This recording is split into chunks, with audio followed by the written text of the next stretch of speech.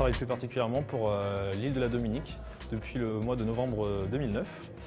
Et donc nous avons un rôle de promotion auprès des journalistes, auprès du grand public et auprès des professionnels du tourisme, tour opérateurs et agents de voyage. Promouvoir la destination de la Dominique n'est pas très difficile en soi dans la mesure où on est vraiment très bien accueillis partout où on va.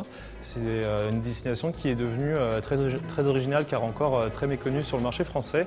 Beaucoup de personnes confondent avec la République dominicaine et c'est une destination qui est devenue très tendance de son côté très vert, très nature, écotourisme, que ce soit auprès des journalistes qui cherchent à faire des articles originaux ou même auprès des tours opérateurs qui cherchent de plus en plus à se démarquer des concurrents. C'est devenu une destination vraiment décalée.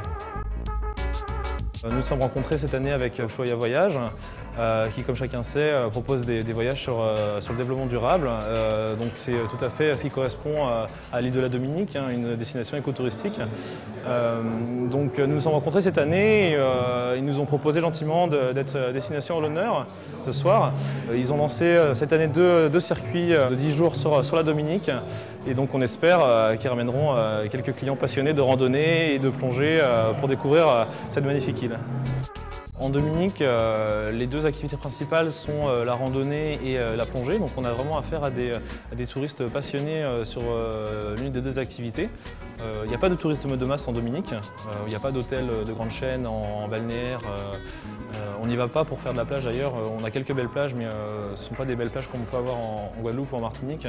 On y va vraiment pour être en communion avec la nature, pour être en pleine forêt tropicale. La forêt tropicale couvre environ 60% du territoire dominicain. Il y a des fonds également sous-marins qui ont été très bien préservés et qui font le bonheur des passionnés de plongée. On peut observer également des baleines et des dauphins à l'année en Dominique, des cachalots, 9 chances sur 10 d'en apercevoir, ce qui est vraiment très bon.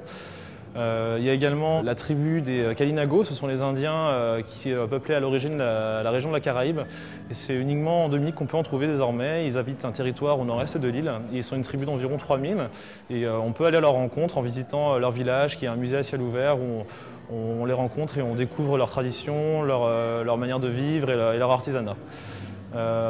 Également en termes d'hébergement, on n'a donc aucun hôtel de chaîne, ce sont uniquement des hôtels indépendants et familiaux, beaucoup portés sur l'écotourisme, beaucoup d'écologes, de petites guest houses, on trouve beaucoup d'hébergements en pleine forêt, des cottages perchés dans les arbres, généralement on y mange bio, on apprend à faire du yoga, ce genre de choses, donc tout est en lien avec la nature et avec le green, le vert.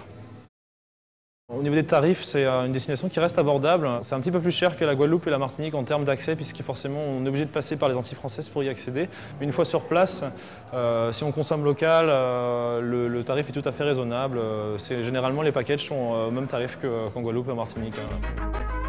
On espère développer la notoriété de la Dominique auprès du marché français et on espère également faire connaître notre île en tant qu'île écotouristique, paradis naturel.